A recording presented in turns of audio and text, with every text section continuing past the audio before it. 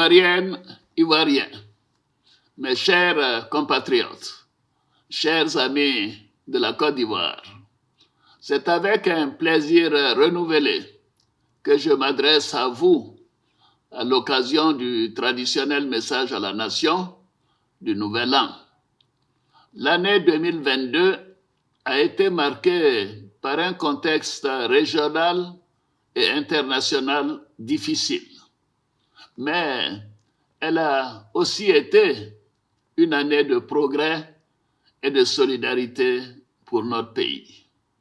En effet, la Côte d'Ivoire, à l'instar de tous les pays du monde, a dû faire face aux conséquences de la pandémie de COVID-19 et de la crise en Ukraine.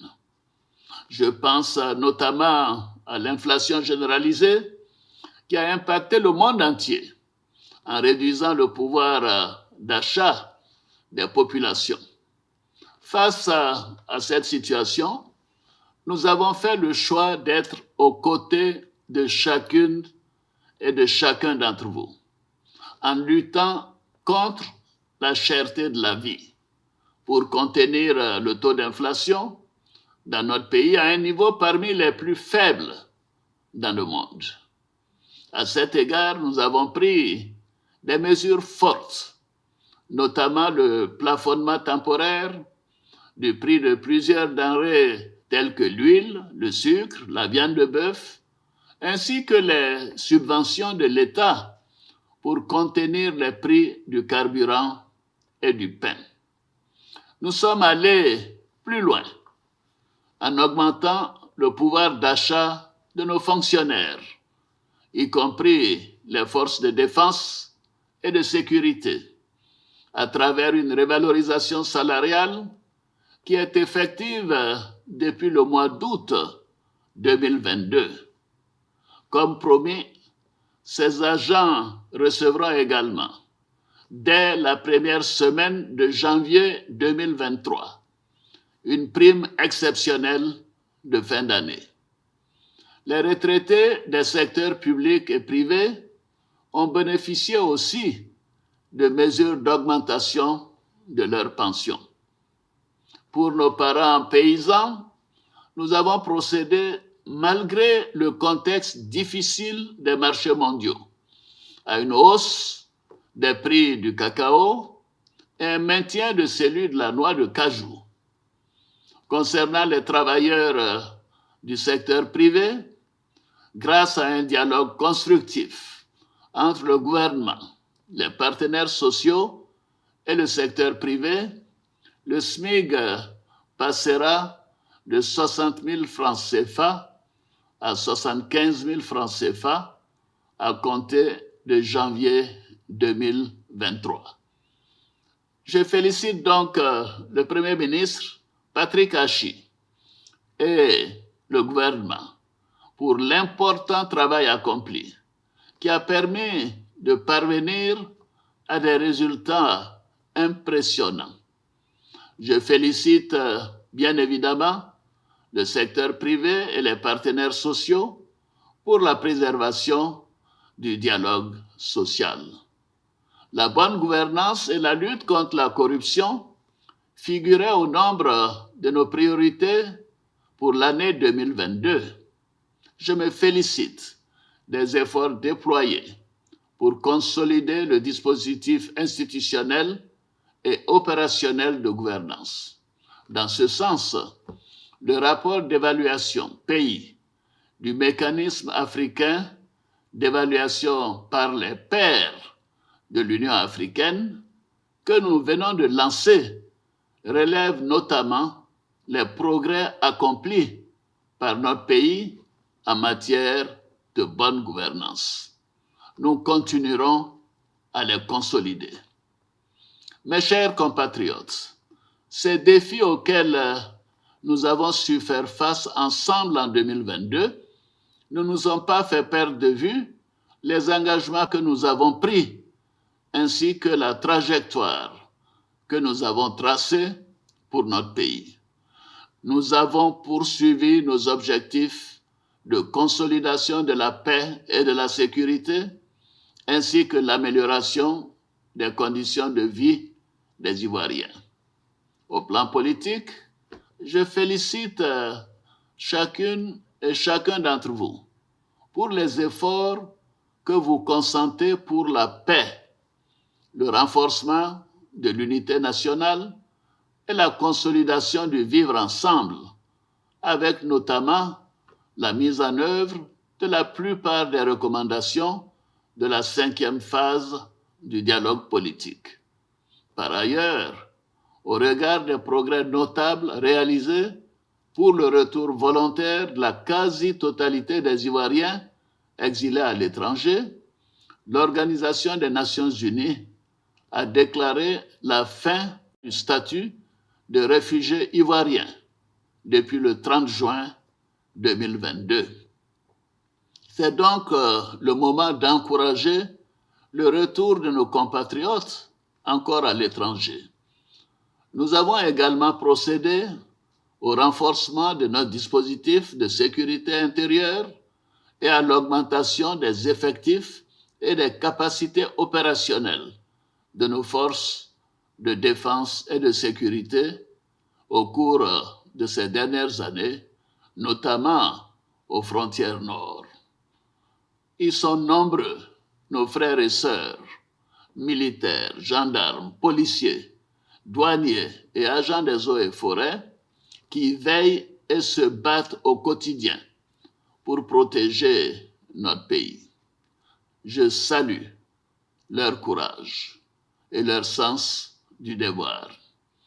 Je veux leur dire ma fierté et la reconnaissance de toute la nation. Mes pensées vont particulièrement à l'endroit de nos soldats détenus au Mali depuis le 10 juillet 2022. Grâce aux actions diplomatiques entreprises avec l'appui de dirigeants de plusieurs pays amis, notamment le président de la République togolaise, son Excellence M. Faure Gnassingbé, 3 soldats femmes ont été libérés en septembre dernier. Les 46 autres soldats regagneront bientôt le sol ivoirien. Mes chers compatriotes, au cours de l'année 2022, la voix et les valeurs défendues par notre pays ont été portées à maintes occasions sur la scène internationale. C'est ainsi que dès le début de la guerre en Ukraine, la Côte d'Ivoire a été l'un des premiers pays à appeler au sein des instances des Nations Unies à une résolution pacifique de ce différend dans le respect du droit international et par le dialogue.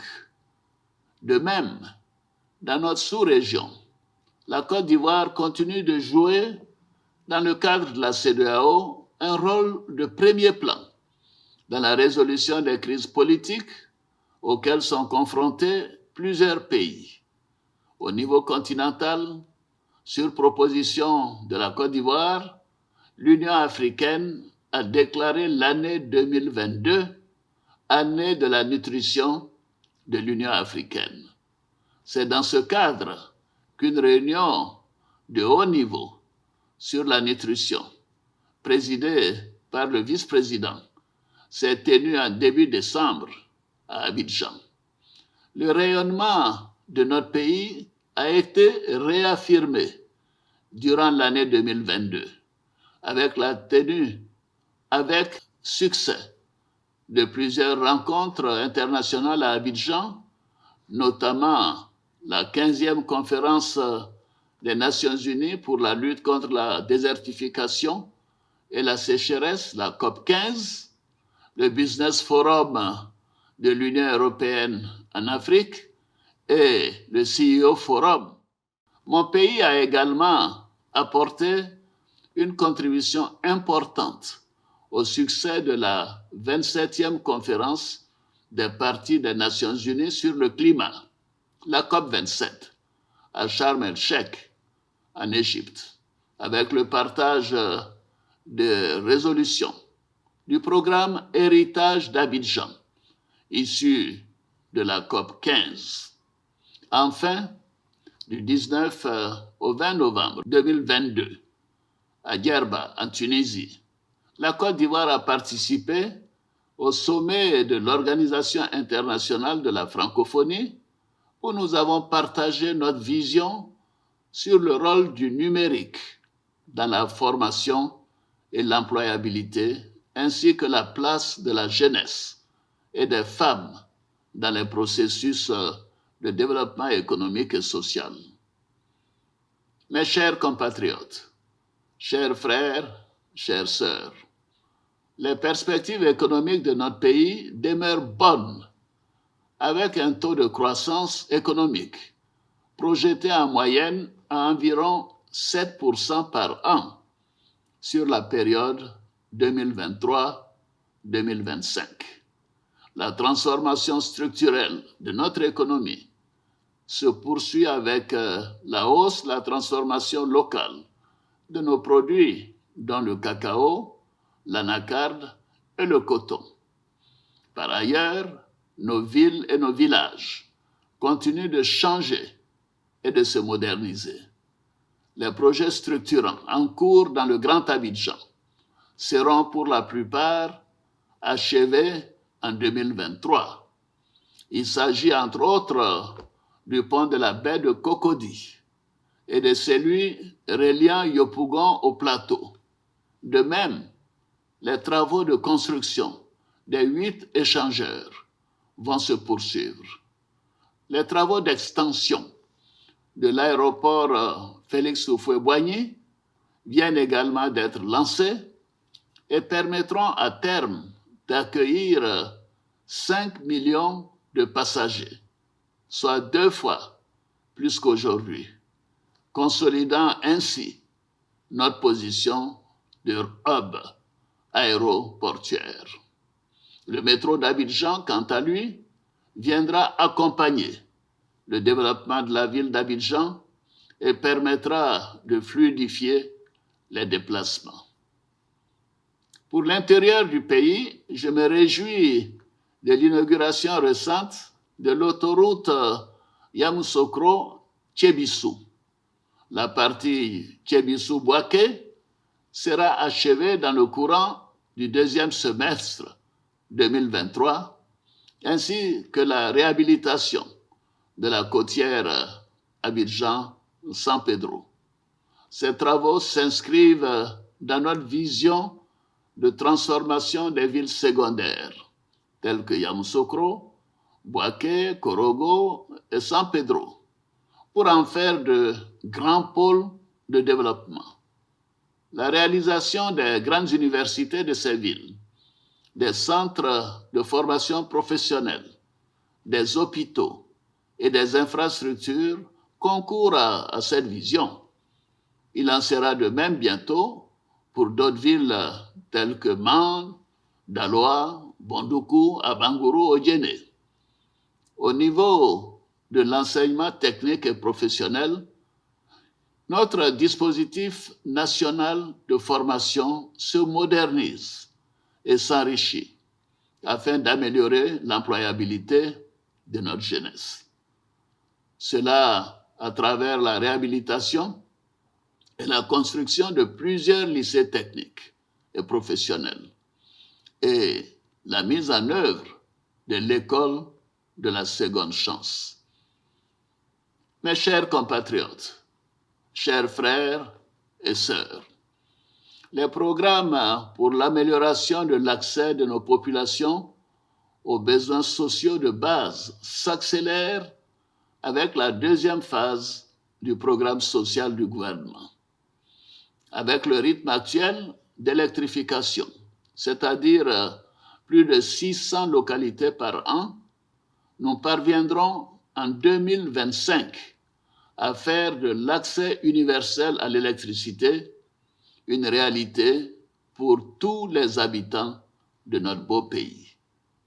L'accès à l'eau potable se poursuivra avec un accent particulier sur les zones de fragilité dans le cadre de la lutte contre le terrorisme. La mise en œuvre du programme hospitalier s'est accélérée avec la construction et la réhabilitation de plusieurs établissements de santé, parmi lesquels les CHR d'Aboisseau, d'Azopé, de San Pedro, de Mans, les hôpitaux généraux de Danané et Méagui, et le lancement des travaux du plus grand centre hospitalier universitaire du pays à Abobo. Grâce à ces travaux et à bien d'autres encore aujourd'hui, c'est plus de 75% de nos concitoyens qui bénéficient d'un centre de santé à moins de 5 kilomètres de leur résidence. Chers frères, chères sœurs, toutes les avancées enregistrées, ainsi que celles que nous projetons, sont possibles grâce à la stabilité, à la paix et à la sécurité dont bénéficie notre pays depuis une dizaine d'années. C'est pourquoi nous devons continuer à travailler à la préservation de notre modèle de stabilité et de développement, en puisant dans nos valeurs nationales de fraternité, de tolérance et de dialogue. Conformément à la Constitution, j'ai signé un décret accordant une grâce collective à environ 2000 personnes condamnées pour des infractions mineures.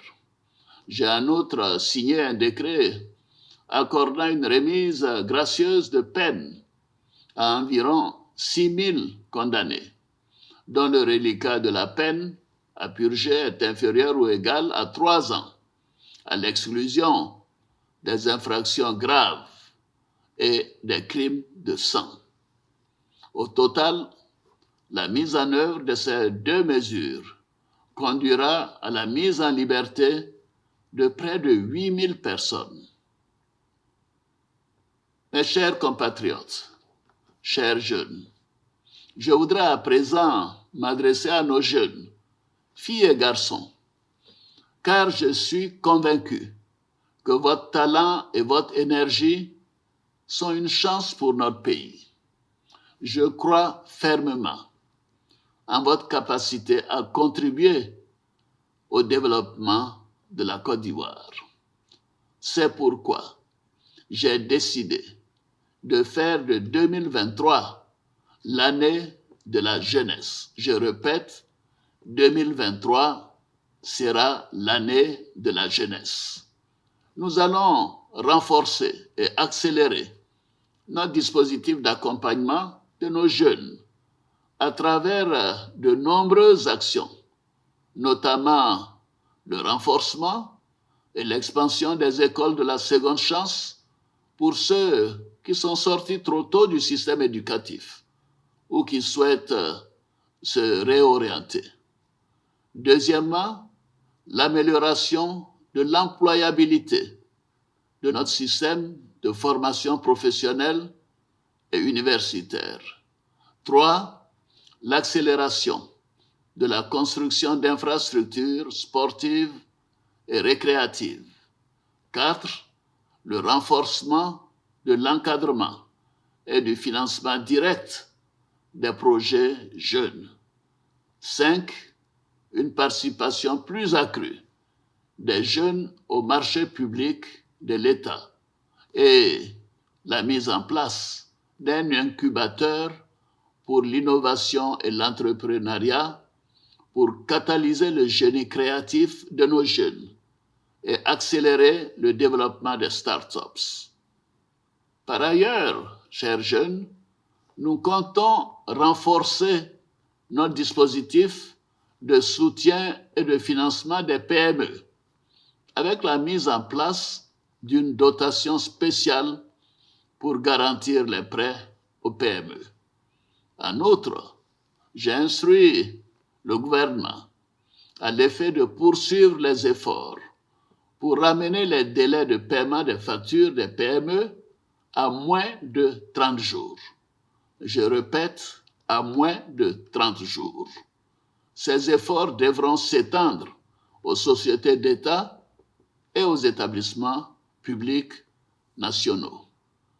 Je vous invite donc, chers jeunes, à saisir ces opportunités pour que nous construisions ensemble la Côte d'Ivoire de demain, la vôtre, pour notre bonheur à tous. Mes chers compatriotes, chers amis de la Côte d'Ivoire, la Côte d'Ivoire a pris rendez-vous avec deux événements majeurs en 2023-2024. Il s'agit de la foire commerciale interafricaine et la Coupe d'Afrique des Nations, la CAN, en janvier-février 2024.